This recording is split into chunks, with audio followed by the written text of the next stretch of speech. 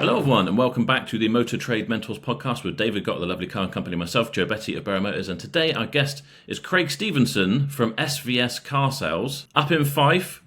He's written in with a few challenges. Sounds like we had a quick chat off camera just beforehand. We're talking just general operational type things, talking about sales and turning the stock, financial issues, cash flow problems, margins, etc. The same things that all of us face. Direction with his business, where he's going to go, being a one-man band, and having a bit of a plan and a direction going forward in the business. Just general advice on how to move forward and where he can improve. So we would do our best to help with that. But first off, thank you for coming on, Craig. Tell us about yourself and the business so we can get an idea. Okay, well, I started self-employment in 2007, car valeting. That was how I first started out. I've done the car valeting pretty much about 12 years, and it was one of those ones where I've tried everything. I started off mobile, I then moved into premises, tried to get a few guys in to scale it up, but it just wasn't working in terms of standards for to put the cars out how I wanted them. Reliability issues. So I'd always done a wee bit dabbling with the cars while I was doing my valeting, and I moved into new premises, the one I'm in currently, and the valeting basically wasn't paying the overheads. So I had a lot of space here. I wanted out of the valeting anyway, so I thought, right, now's the time to maybe try the car sales properly. And it started from there, I think, about 2019. I started the car sales full time, and it was basically bootstrapping to start me off, as you do. And then, so it went from there basically. So I was doing okay, and then we got COVID, and I felt this year especially has just been pretty much scunnered with it. Turnover's down quite a lot. Can't predict in terms of advertising where's doing the best, if it's the area, if it's the cars, or if it's just been a bad year. Maybe the aftermath of COVID, I think. And I'm also in the sub 5k market, so I don't know if that's the area I'm in Fife in general is pretty flooded with car dealers, and especially at this market. So I don't know if that's playing its part as well now. The unit I'm based in, I'm off the beaten track. I'm just in that state. So in terms of trade, I'm relying on internet advertising and the local word of mouth. So yeah, that's where I'm at just now. But this year's been a bit of a sore one. So yeah, just to see how you guys been more experienced in the trade, and I've never been in car sales or anything like that previously in any career, so it was basically just learning as I go, a bit of knowledge about cars. Yeah, there's a few things to cover there, and you're not alone. Everyone's having probably quite a rough year this year. Not necessarily a rough year, but it's not. I don't know, how would you describe it, Dave? It's a bit like it's just not a normal year, is it? No, it's not. It's like seem to be saying everything what Sheik's been said in that last podcast, but everything that goes up has to come down, and I think this is like we're back at normality now. This is the hangover, isn't it? This is the come down of those price increases, crazy sales, everyone feeling flushed. We were having a great time. Yeah, we were having a great time, just after COVID, during COVID, and now's the time. This is the big challenge for the people who are going to be here for the next 10, 15, 20 years. Just looking at your website there, you can tell you were a top valet because them cars look absolutely immaculate. So you've got all that going for you. Is it right you've only got 6 cars in stock at the minute? At the moment, yeah.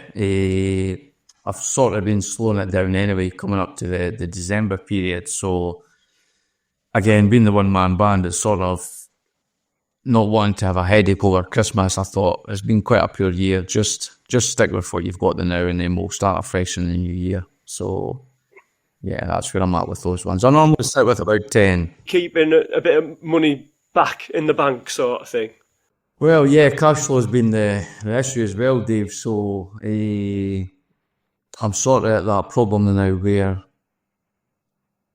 when I'm selling, there's not the money to reinvest as well as have profit to run the business as such. So it seems to be the last year. A lot of money's not dried up, but went out the account from where I was probably the previous 2 years in terms of capital to restock. And I guess that's just down to things going up, expenses going up, cars changing in pricing. I've just got myself a bookkeeper as well to knuckle down on the numbers, because all I was doing was at the year end, you were senior accountant, they give you the numbers and sometimes you don't always understand where they pull them from. So I wanted to have a more month-to-month cash flow where I was going, because I'm not too good at the whole technical side of finances and spreadsheets, and I do the website, but it's basic, as you could see. So yeah, I try and focus more on just the buying, selling and prem. You're not alone, Craig. Yeah, I get that. When you get to the end of the year and they give you the accounts and you're like, what? Yeah. Which is why, yeah. I know. Admin and accounts are my least favourite thing to do, and inputting all your information and whatever. But if you can keep on top of everything monthly or quarterly, and I know Dave does this as well, then at least you kind of know where you're going. And you can make changes when they matter, not you think, oh, it's... Because you know what, how many times have you, I know I have, you'd be really, really busy and maybe you're working on smaller margins, and Dave might be feeling this at the moment is what he's been saying. You're quite busy, but somehow you're buying that business by like fitting the body kits, or you're cutting the prices quite a lot, but you're like, yeah, we're turning over, we must be doing loads. And they're like, yeah, you did do £400,000 worth of turnover that month, but your expenses were £399,500. And you're like, oh, so yeah, keeping on top of it is important. So it would be a good investment no matter what happens, because it would keep you in check and kind of knowing what you need to do. Yeah, I'll show you what I do on my phone. So basically, the bookkeeper, every month, at the end of every month, she tells us, how much we've made or lost. And like Joe's just said there, I mean, the thing is, sometimes you can have no money in the bank, but then the bookkeeper will go, you've made great profit this month. And it really like lifts you, because you've not got that much money in the bank. Where there's some months where, like last year, honestly, I think like, same as Joe, we turned over so much money, and on my profit sheet, it looked like we'd made 30 grand. But then once all the money had come out, we'd made like 500 quid. And I was heartbroken. But it does keep you accountable. So this is just what I do. I don't know if you can see it there. See a nice big white screen. Yeah. Oh, God's not going to do it, is it? Where there? If I turn this light on. Can you see it now? Oh, no, you can't. It's just brighter now. Oh, well, anyhow. You can talk us through it. Yeah. So basically, the bookkeeper will say, look, you've turned over 196 grand. Your commissions, this was October 2023, so you've turned over 196 grand. Commissions for finance was £1,805, and then the profit was £5,824. And then I just write that in my notes, and I do that every month. So, at the minute, especially in December as well, because all car dealers, before I started car dealing, I used to love Christmas. But now I'm a car dealer, I hate Christmas, because, you're going to be quiet. You're going to have no customers. You know that you've got all the bills coming out. And then if you've got staff, they want a Christmas party. They want a bonus. You know what I mean? And we're not making any money. So you've just got to psychologically prepare yourself for this month. And then, like you say, you'll get back on it in December. However, if I was you, I'd be buying more cars in December. I wouldn't be like waiting for January and then like, oh God, we've got to buy something. Because we've all made that mistake. Then you go at the auction, get online, and the price is an absolute fortune. If you've got a bit of money in the bank, try and make the good deals now, so you're ready to go for January. Get them prepped, get them MOT'd, all that jazz. See, a few guys have always said that buying ready for the new year, but I've always found the start of the new year is always poor. So I've then thought, well, is it really a trend in this area? But I guess I see what you're saying in terms of the prices will be high regardless if you're quiet or busy anyway, so you're best buying when it's cheap, I guess. The general sort of rule, I think, or the trend is that a surprising amount of people are open over Christmas. There'll be car dealers who will be handing over cars and selling cars on Christmas Day, because we're just that type of breed, aren't we? And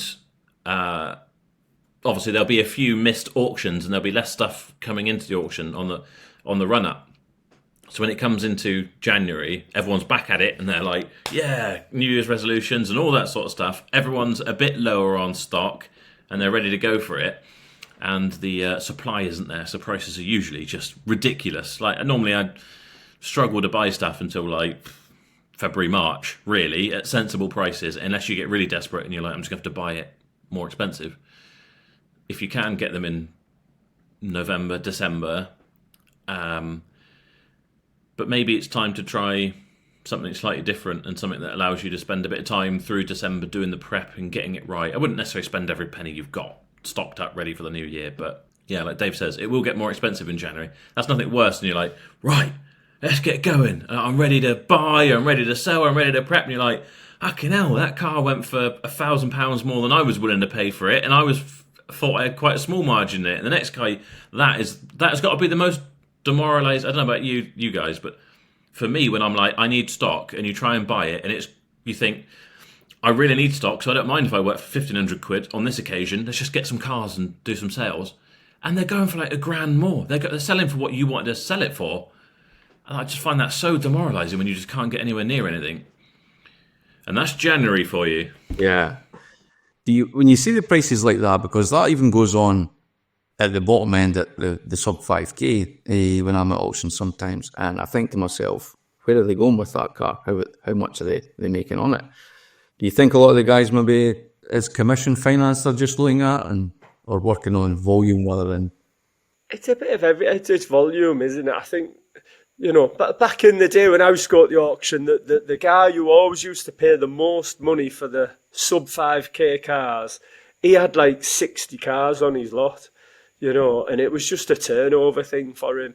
But the other thing was, because he had 60, so you've got 6 cars, so you're more liable to play with the prices more because you're not as busy and all that. Where because he had 60, he was so busy, he'd probably have his cars more expensive than what you have your cars. So it's all to do with that. And he probably wasn't as precious about prepping them either, so he's not spending that much as you are.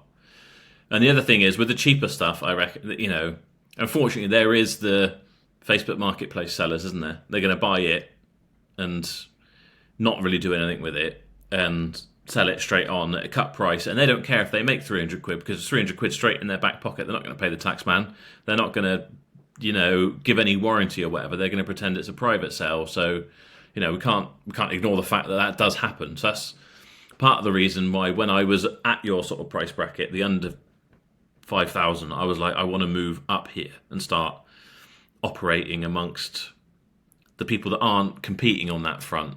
You're still going to get people who are buying more expensive cars and selling them on their driveway at home, pretending it's a private sale, but prices are further apart. People are less likely to want to buy from them. They want the experience of a car dealer. So you can never underestimate the small amount of money that people are willing to work for. Do you know what I mean? Even on 20 grand cars, Joe, like I always thought, right, if I get out of the cheap end of the market, all the people that are in the 20 grand market are going to want like these massive margins.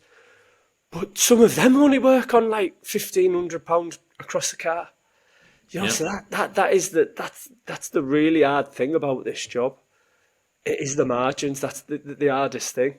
So, like, we've said it a million times. You just need more cars. I could not run a business with 6 cars.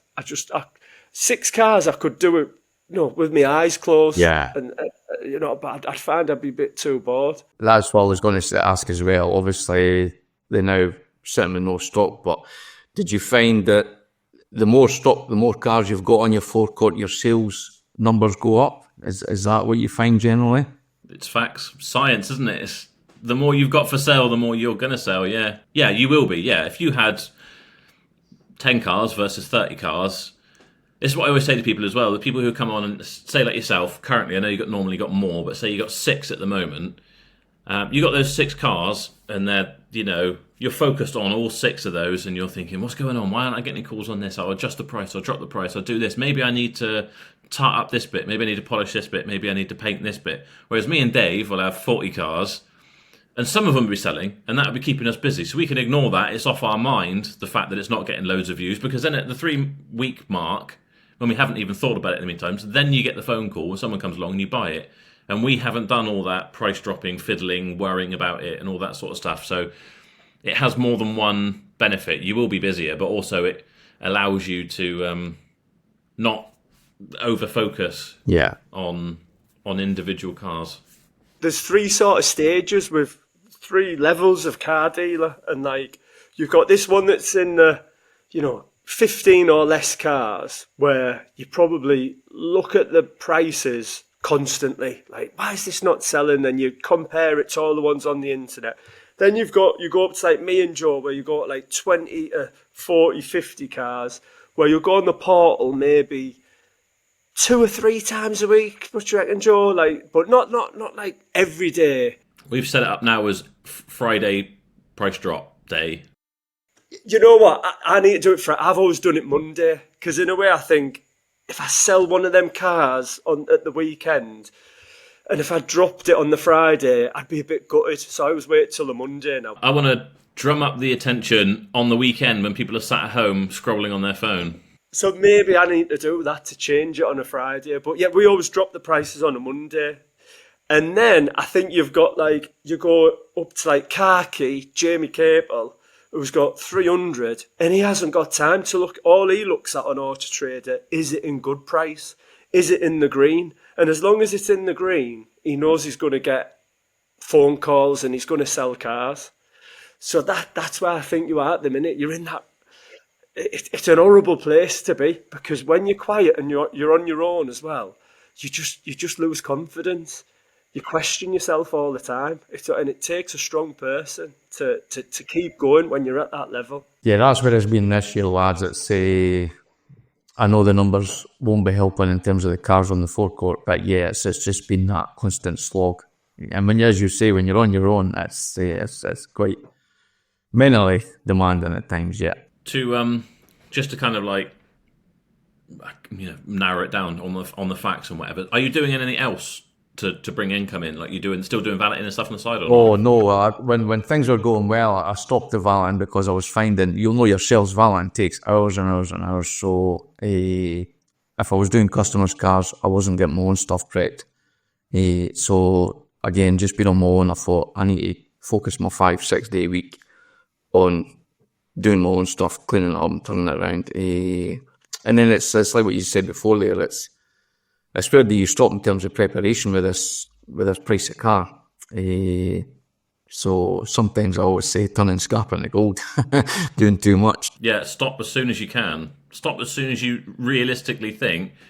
Stand 5 meters away and look at it. Yeah. Kind of walk around it and be like, does that look all right? Does that look half presentable? Take the pictures, because the pictures always make it look better anyway. In that sort of price bracket where you are, yeah.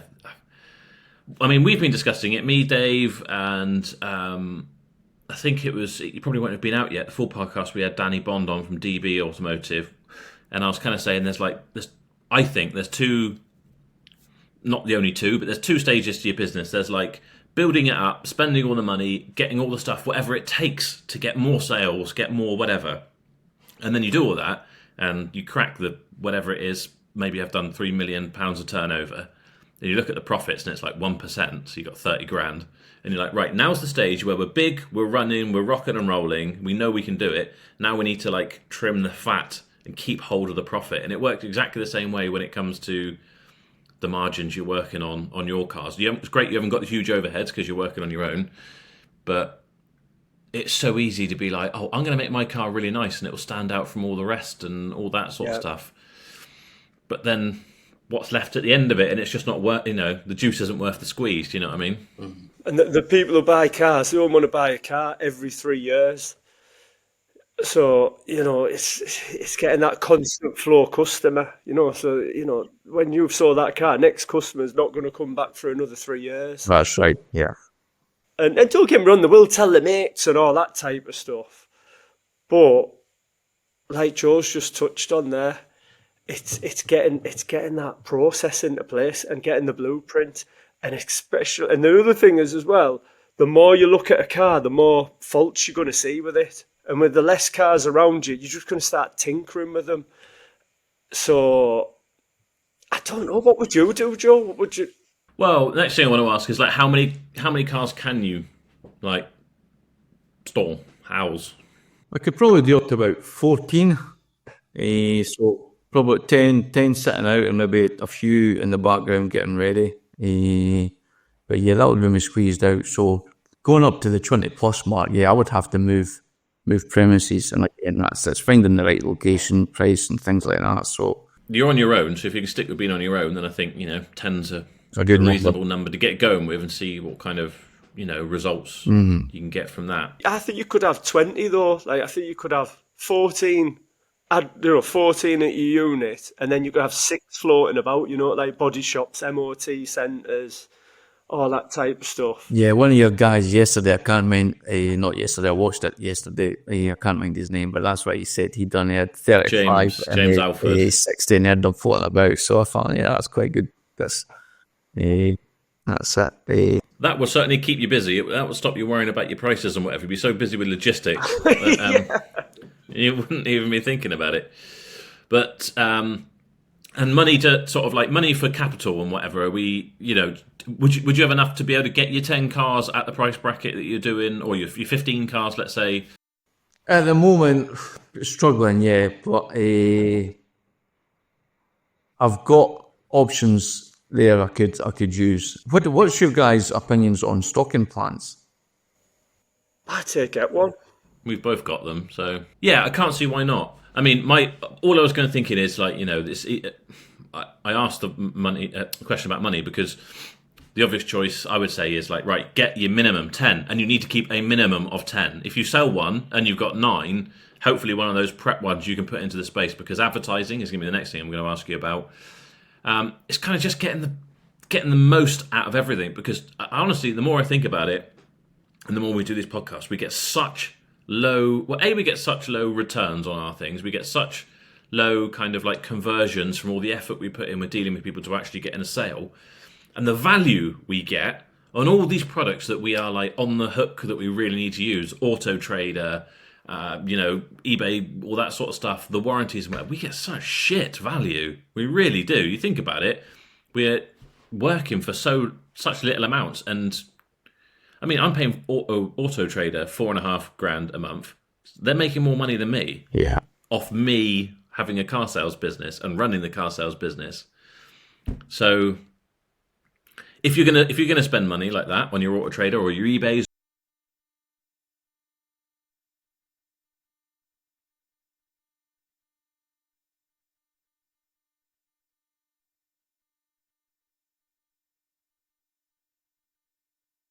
Yeah, definitely. Because if you've got 15 cars, I'd just have 7 advertised on AutoTrader.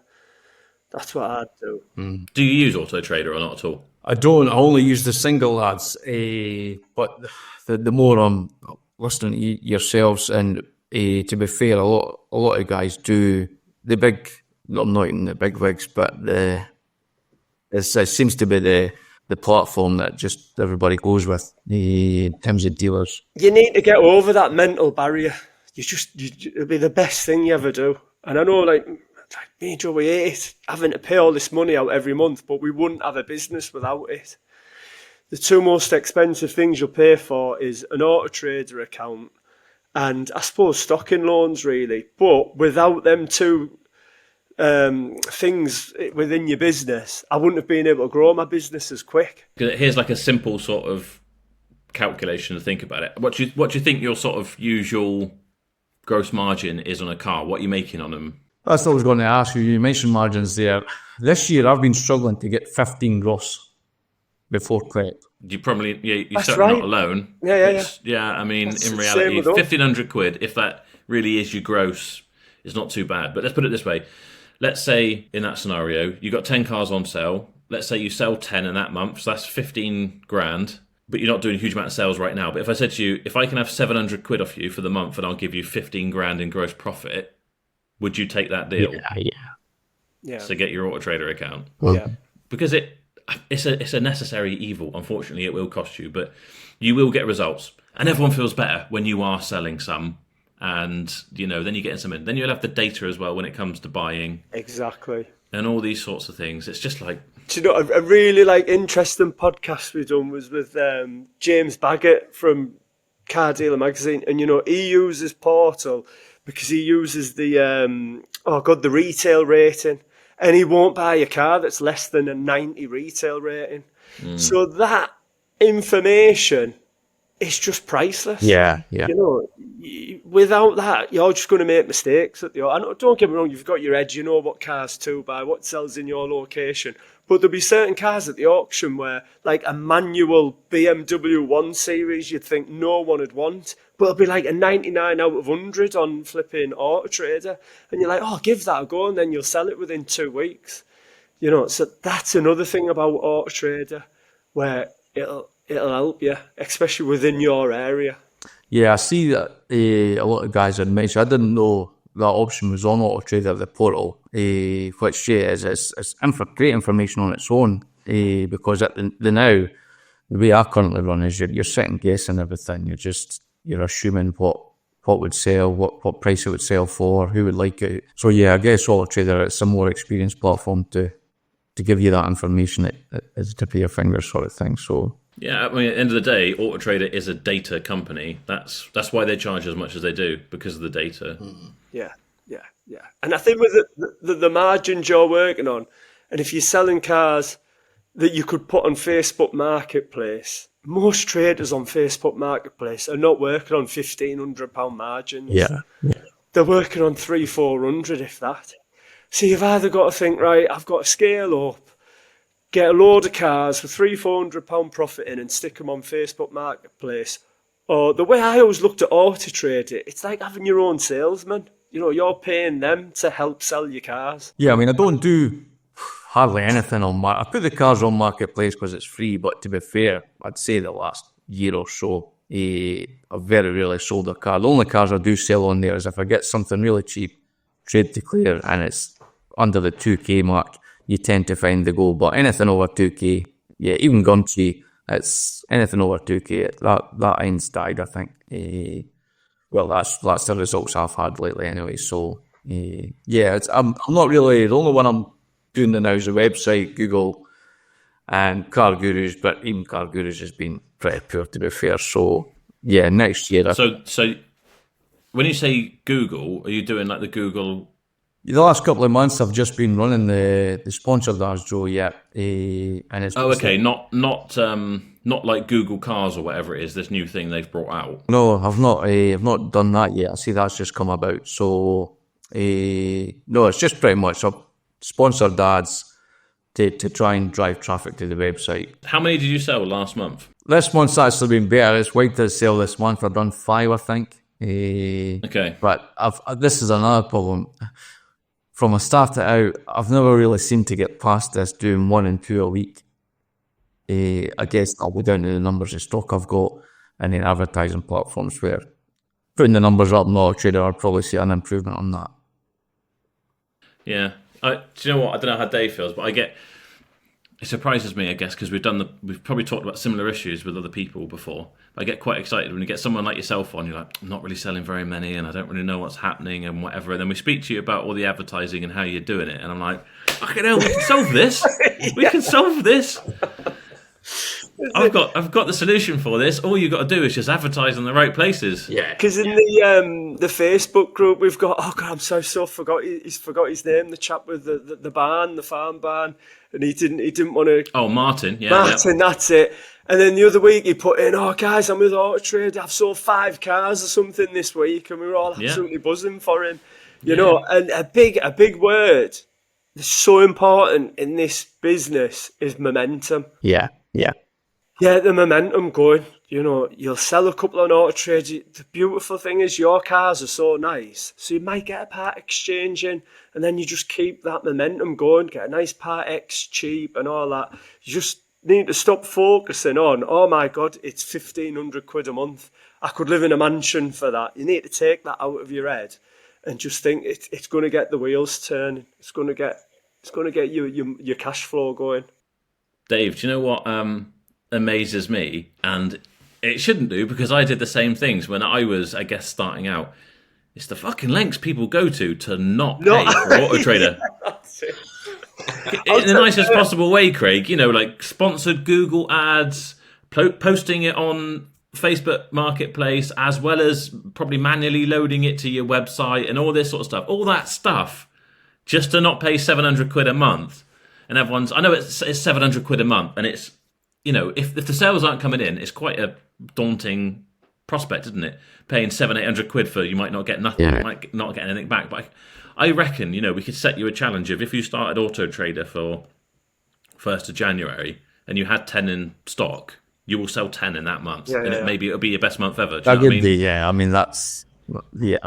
would be great. The other thing is, I remember when I first started, and I was like, oh my God, it's £800 a month. This was 12 years ago.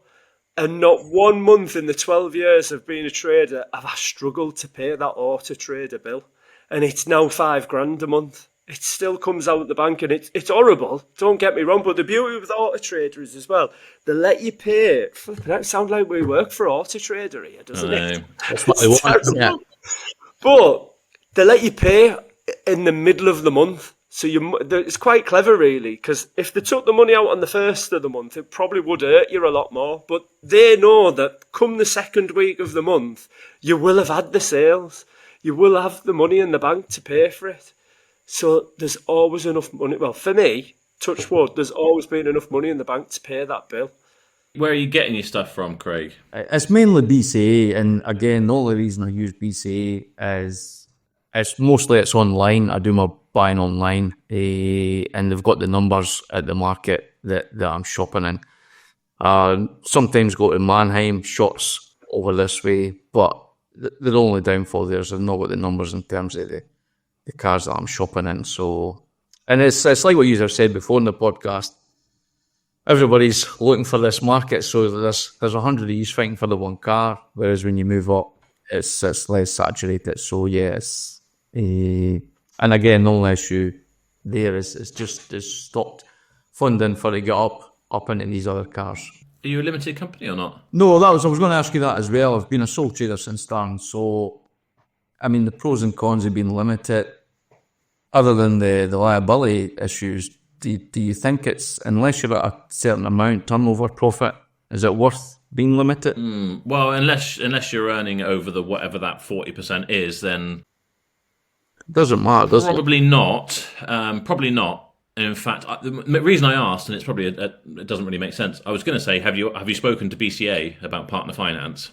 Because obviously you buy most of your stuff from them. They do their own finance stuff, and it's. I mean, I've got an account with them, and it is really simple to use. You buy the car, and where you normally go and pay, you just click pay finance. It's paid for, and that's it, done, and you can go and pick it up. I was wondering about limited company and having records, but if you've been going at it for a little while, and they'll probably prefer you as a sole trader because they'll hold you personally liable, which they do anyway, to be fair, even when you have to put a personal guarantee on. I've got options the next gear. Yeah. They're not necessarily the most popular. So for me, if you use Next, this is just me. I just found it really complicated. So if you're not an admin type of person, with Nextgear, I would need a bookkeeper running that for me. Because what happens with Nextgear is they'll give you 50 grand. You've got loading fees for cars that you buy. I can't remember exactly what it was, but then after like 30 days, they'll take a payment out. Because the car's depreciated in value. Then after 60 days, they take out. Then 90 days, they take the lot. But what happens is you just get payments coming out of your bank all the time. So for me, what I like it simple. So to be fair, Close Brothers Finance was, for me, I really like that, but we got it took off us for, well, I don't even know why, but Close Brothers was great because say you buy a car for 10 grand, you pay 2 grand towards it and then they finance it 8 grand and then you've got 90 days to pay it off. That was dead easy. V12, that's great. They just give you the full amount. If you buy from Aston Barclay, a bit like Joe was saying with BCA, they just credit it to your account. Or G3, G3 as well. And then same thing after, I think, is it 30 days that they take a payment, or 60 days? They take like 20% of the value of the car back. Really? Yeah, they do, mate. Yeah. So, you haven't been checking. Didn't even know. But I think the good thing with V12 is you get 120 days to sell the car. So then on the 120th day, you've got to settle it. But always do it a week before. But the biggest mistake you could make if you get V12 or any of these funding, say they give you 50 grand and you go out on day one and buy 50 grand worth of stock. And say you've got all them cars in 90 days, then all the money comes out of your bank at the same time. So I think the trick to it is to spread out the purchases. Buy one car for 5 grand, then maybe 2 weeks later buy another one. It'd be hard to do, but I think it would be the sensible thing to do, because that's what happened with me with V12 last year. I went out, I bought 100 grand's worth of cars, and then come 120 days, I think I still had 5 cars on the plan, and like 80 grand came out, and I was like, oh my God, this is like really stressing me out. But stocking loans do help you grow your business. However, if you've got a mortgage, if you've got a house and you've got a load of equity in your house, just remortgage your house. Take 50 grand out of your house if you can. That's the cheapest money you're ever going to get. And don't get me wrong, I know it's going to stress you out and like, oh my God, it's your little comfort zone. Like, all that house has got all that money in it and I feel so comfortable. But that'll be the other best thing you do if you take the money out of your house, because then you haven't got all these payments with like V12 next gear, and it'll help you with your business 1,000,000%. Yeah, I noticed that with the next gear. I've not really used it much because I was just unsure of it, but I had a few cars on it there just the other month, and like what you're saying, there's a whole lot of payments just come out all at once, and I thought, if I had my forecourt on that, yeah, the cash flow would just be ridiculous. But like what you're saying, that you would have to spread the purchases out to avoid that, I think. How much did next gear give you? 50. The good news is you've got that, and that's done. I would go and court some of the other options. I mean, I would go straight to BCA for a start, because I wouldn't be surprised if they give you double that. But also, it's where you already buy from. But yeah, or I mean, they might be more expensive than V12 slightly, to be honest, but they are. It does make life easy that you can literally just click pay, and you can bundle in your transport and everything as well. So it literally no money comes out your account. You only pay it once you've sold it. But yeah, I mean, if you got it with Nextgear, you'll get it with someone else, especially if you say, look, I'll close down my Nextgear account, and if I can have this. So you've got it. That's the main thing. Well, someone's given you something. So I would. The good news as well is if you buy one car on your stock plan and you've got 3 months to do it, that's already paid for your AutoTrader account twice over, in cash that you've now got that's not tied up in stock.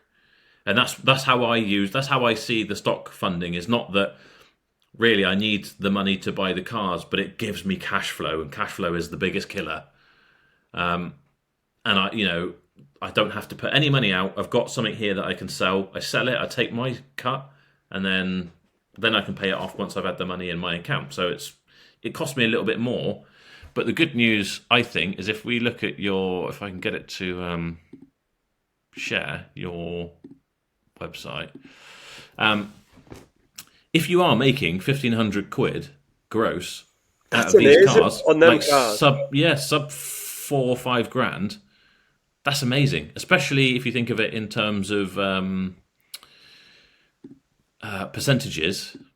Me and Dave selling like 20, 30 grand cars, we could make 40% on those. Unbelievable. I've bought an X3.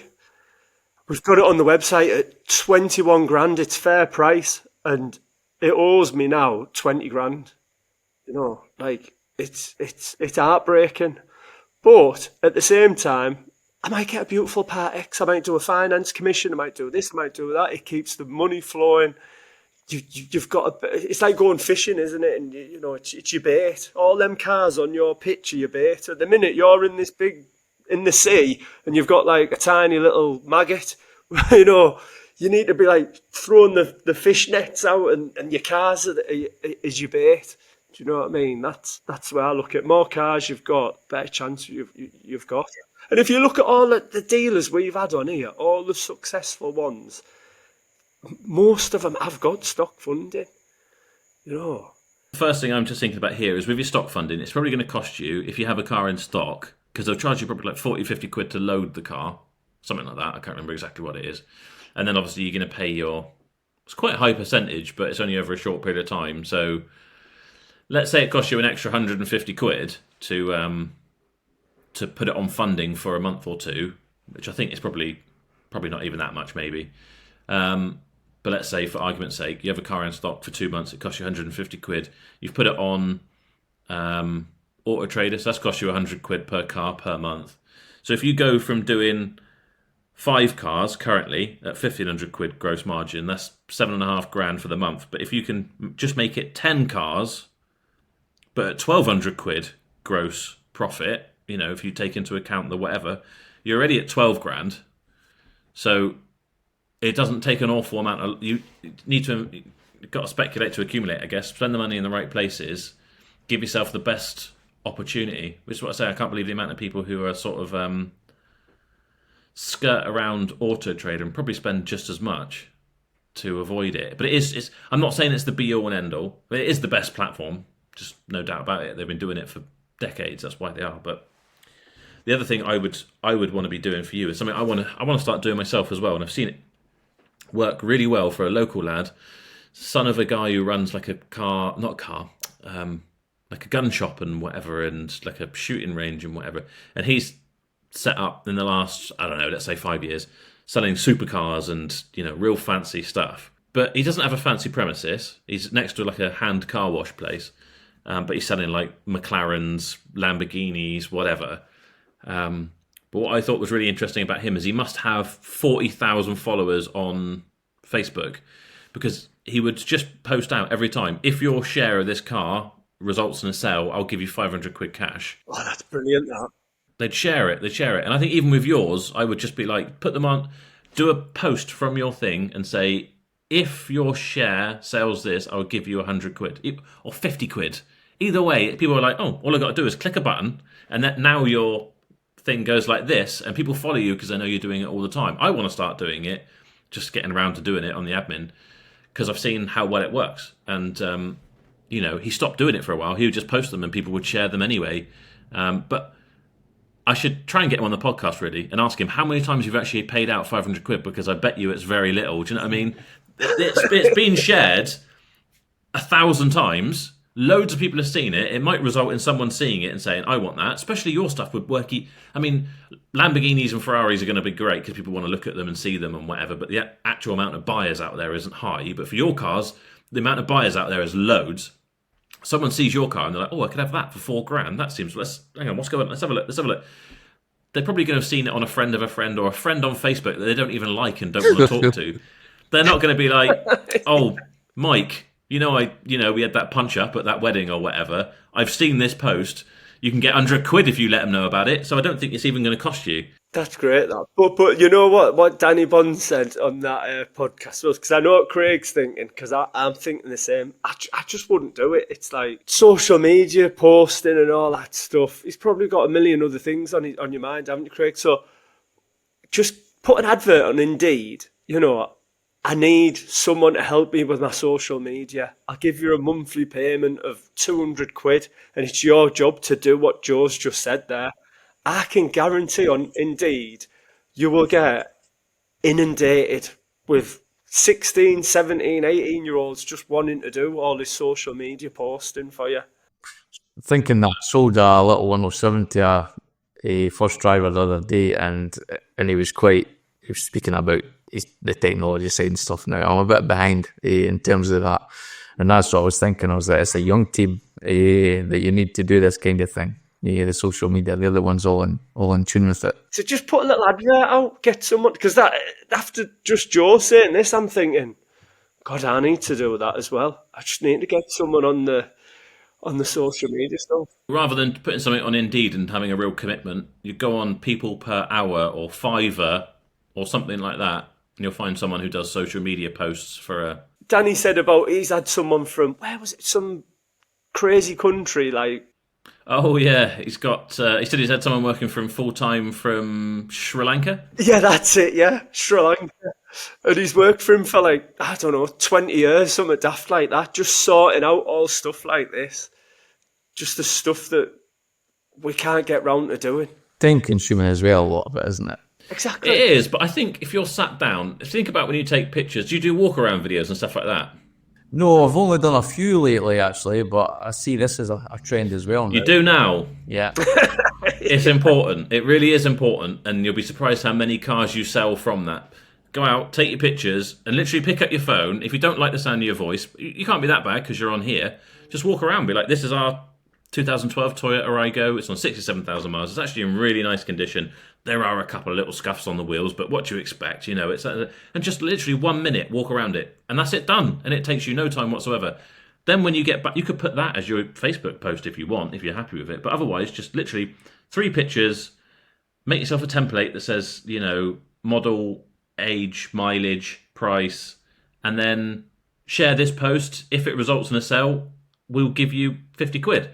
And that's it on Facebook. Done. It really, everyone overthinks it, but if you get yourself a little system, it really doesn't take long. Blueprints.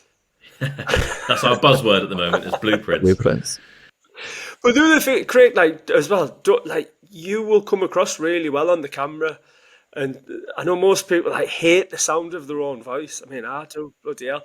But people will be able to tell you're a genuine person, and they're not just buying the car. The people buy from people. It's what we say all the time. But no, I'm quite excited because I feel like you've got a real recipe for success. Especially if you're staying as a one-man band, you just got to take the leap of faith. With you don't have to, you know, stock up straight away. But I mean, you said you got stocking anyway, so you know you could.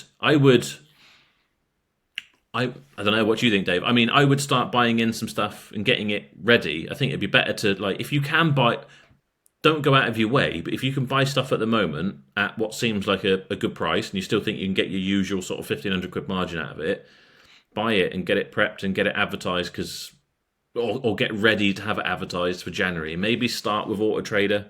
Just try it for a month. Just commit to a 700, whatever it is, plus VAT, I guess. So yeah, I think it works out now. I spoke to them just a few weeks back, and you're about 1080, I think, including your VAT. Are you VAT registered? Yeah. So okay. So it's forget the VAT. It's 700 quid or whatever it is. 800 quid. Yeah, Oh, that's cheap as. It's an investment in yourself, in your business, that you can have 10 cars ready to go. It's a lot of money, but just be like, let's see what happens at the end of the month. And you can phone up. If you're 3 weeks in and you haven't sold anything and all you've had is time wasters, you can phone them up and say, look, I don't want another month. And they'll be like, okay.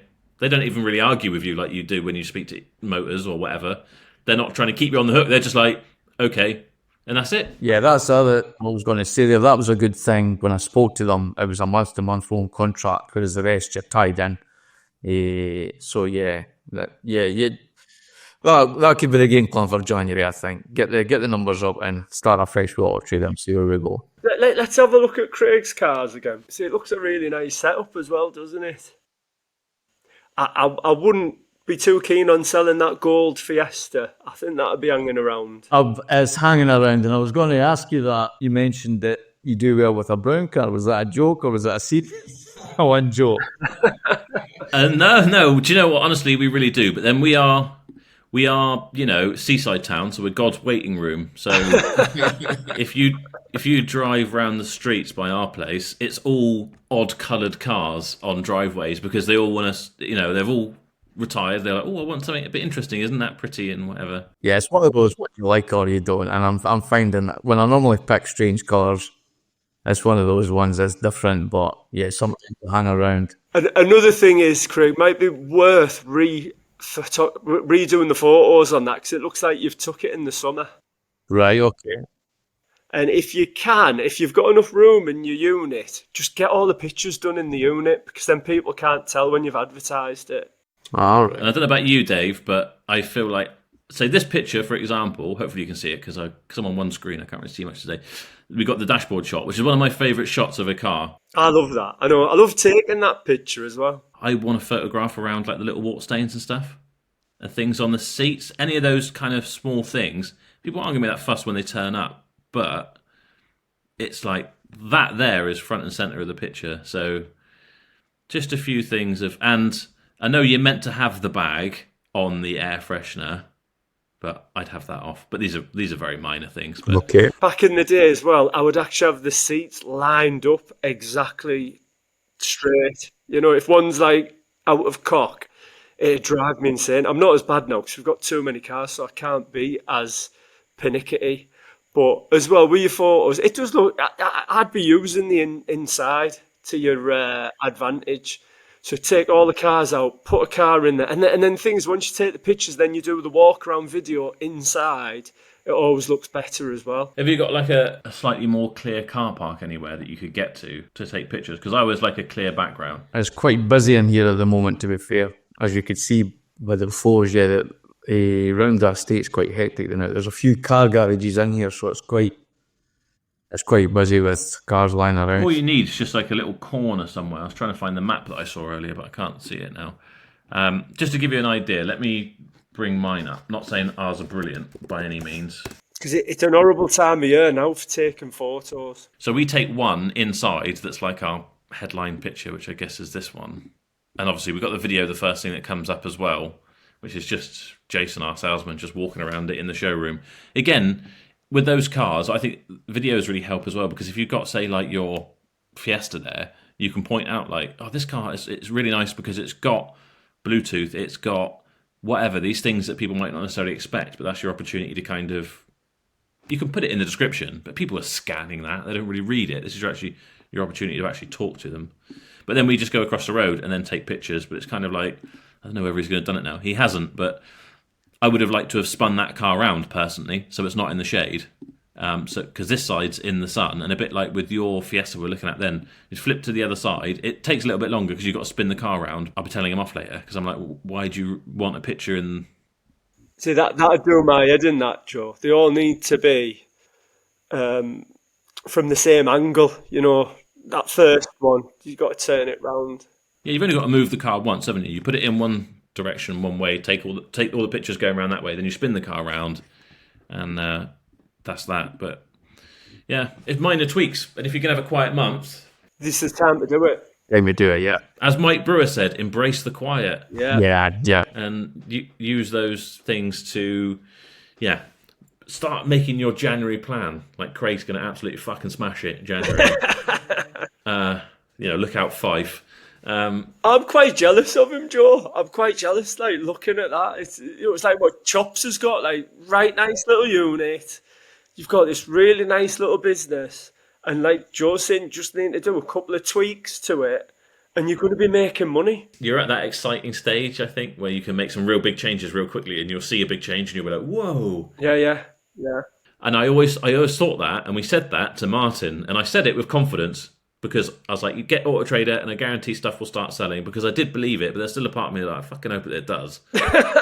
But luckily he's come back on and he's like, you were right, swallowed my pride and gone and done it, and it has worked. So yeah, there's just a few things. I think what you got to do, what happens is, if you've got your 10 cars or whatever and you've set this up as a business, but maybe I'm wrong, but I know how I felt, is you feel like you got a bit of that like imposter syndrome. You're like, I'm not like an AutoTrader dealer, I'm not a whatever this, like it's a big jump from there. And you feel like, oh, I shouldn't, but Yeah, the main reason is just being cash flow. It's just that whole what if it does, what if I can't, not that I can't pay it, but if it hemorrhages money more than where I'm at this moment in time. But then again, the month-to-month loan contract thing is where that comes in, so it's perfect to get started. Get the numbers up first and then get on it. I noticed all the Chops guys, he sits with about 10, 20 cars, doesn't he? Who knows what he's doing? One minute he's got 50 cars, next minute he sells 10 of them in one go. I don't think he can make up his mind what he wants to do. Should we go on his website? And we'll see, because the thing with Chops, so you get a lot of cars from the YouTube channel. That's the beauty. His purchases. That's it. But like me and Joe, like, you should retail them. And he's got a mental block in his head where he's like, oh God, I don't think I can retail these, but he could. Honestly, he's such a good salesperson as well. Oh yeah, here's his pop-up get your valuation thing. But yeah, he I don't even know how many cars he'll have in, if any. Oh, here we go. Oh, look at those pictures. I wonder whose idea it was to put them in front of that grass bank there. Yeah, the thing with James is he's I think this thing here isn't here anymore anyway. Some of these things are on here, but they're not. He's just, he does, this is a bit like I don't know, it's not like a sideline for him, but he needs to enjoy it, so he just does it. It's not like me and Dave, like, right, we need a plan, we got 10 amount of slots, we're paying for our AutoTrader, we'll use them. He doesn't. He just pays as he goes. So it seems like he's a bit like, oh yeah, I'll get a couple done this week. The next week he's like, I won't. And then he'll put 5 on or something. And do you guys use, I know you probably do, with being better up the market in terms of warranty companies, or do you just do the warranty in-house? Do you your own stuff, or? Yeah. Especially at your level as well, just in-house, eh? Yeah, like Rose said, just put 100 quid aside in a little warranty pot, let it build up, and we've Steve we had on, Dave, with BAA. I've signed up with them now. Oh, great. So I'm going to use their administered third-party warranty. So if you wanted to do that, Craig, it's just 15 quid. You're still going to pay for it, but they're gonna handle all the phone calls and all the bullshit and take it off our plate. That's a lot of the things. I was going to hire an admin person. He emailed me last week, actually, and I was like, I need to message him back because no, yeah, I want to do that because it'll just. In fact, probably when I get into work, I'm at home today because I'm waiting for my new phone to arrive and they won't send it anywhere else. But when I get in today, hopefully our personalised document things will be there, so I'll put it on Instagram. You can see it, but yeah. I was going to hire an admin person to take care of all these admin issues, but now we're actually like, let's just remove some of the admin. So like that, for example, I don't know, we're making some of our own stuff and whatever, but just things like that. I mean, for the sake of 15 quid, I think that's quite a good investment because you're still going to pay for it yourself, but they'll handle the calls. They'll probably get rid of some of the hard decisions. Like me and Dave would be like, oh, go on, bring it in for your punctured tyre that you've clearly got yourself, or whatever it is, just because it was 2 days later and we're softies. They're going to be like, sorry, technically that's not covered. That's it. Third-party ones, if you're going to do it as an upsell, maybe, but you need to make a big point of... When I started out the second year, I think, I went down the road of trying the finance and the warranty companies and stuff, and I just got rid of it all because warranty companies, as you know, they're there to make a business as well, but it was this whole wear and tear argument, and I just found the customer wasn't interested. If it was a big problem, wear and tear, and then you were having to fit the bill and fit the warranty bills, so I just got rid of it all. I just work myself now in terms of they get a month, 30 days, which is the biggest one, and then you're home after the 30 days, the 6-month thing that you don't hear from them. So that's worked pretty well for me. I've had the last couple of months here, I had 2 clutches, which was quite sore. But again, I just get them fixed and get them away. They were both within the month, so... It happens, doesn't it? It just happens. You just need to focus on sales. Yeah. Get the sales in, and then, just try not... If you focus too much on warranty stuff, it's just going to bring you down. It's going to make you feel low, and then you doubt yourself more. As long as you've got the sales going, you'll be fine. Yeah, and I think the other thing as well is I'm only really not learning now, but I'm actually like holding myself accountable to doing. Is we've always prepped the cars really well, but really prep them completely in advance, so there's no chance of being rushed and like, oh, we got to either buy a more expensive part or whatever, or oh, that battery might be, and we've tested the battery, it says it's okay, but I'm not 100% convinced by it, but they're coming in later, so we just have to see what happens and we'll pay for it later. Is really holding yourself accountable to like make sure you prep 100% in advance, and you're really, because I think that's going to save us quite a lot of money on someone phoning up and saying, I went to go start the car today, I'd left the radio on and it wouldn't start, and you're like, okay, take it to your local Halfords and it's 250 quid, and it would be 60 quid for us to get a battery and chuck it in. When it comes to warranties, you can save yourself money that sense, I think, by like mechanically you can't over prep, I guess, you can, but do those sorts of things.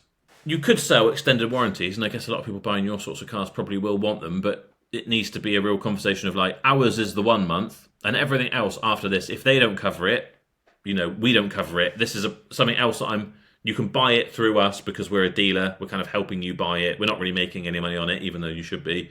However you want to word it. As long as it's not like, oh, well, we paid for the 12-month warranty, why haven't we got it? It really needs to be explained and maybe signed for that it's not to do with you. But yeah, finance I would not worry about unless you're getting asked for it all the time. It's too much hassle. The FCA was one of the biggest problems. Even to cancel the 100-page booklet they send out to get rid of it. Yeah, it's just what I'm doing. Forget about that for now. Just get the sales in. I think you should maybe try and get up at like 10 grand cars. Like make that your I just think it gives you. I don't know what you reckon, George. You get more cars, but under 5 grand. I don't know. I think while you're trying to get up, while we're getting Craig going, make the best of what I've got. The never way. Yeah, stick to what you know with the cars, but just have more of them. Yeah, but also I think that's why I get a buzz, because Craig's like, I'm really quiet, but he's selling 4 grand cars, that should be flying out. And I think when they're advertised in the right place, they probably will. Stick with that. Let's get a bit of momentum. And then when you've got a few more quid that's come back in the pot all of a sudden, then you're like, oh yeah, maybe now's the time to have like a couple of 8-10 grand cars on the side. Let's see how they do. So maybe when we catch up in 3 months, 6 months, or whatever, we'll hold you accountable. How many 5 grand cars have you sold? Right. How many 10 grand cars are you buying now? So I guess that's probably it. We've covered quite a lot. I'm quite excited to see what happens. Yeah, good stuff. Been good. Yeah, appreciate you coming on. Where do you want everyone to find you? Do you do Instagram and Facebook and the likes? I've only got Facebook, or the website, so it's just SVS Car Sales 5. The website's .co.uk. So yeah, I only really use Facebook for social media. We'll put that in the description. You're going to start. I think you should start doing some posts just of the cars, a few pictures, share it and whatever. So if everyone wants to see the best priced cars in Fife, SVS Car Sales on Facebook, Craig will be doing lots of new posts. So yeah, that's it. Thank you so much for coming on, Craig. And we'll catch up again soon, see how things go.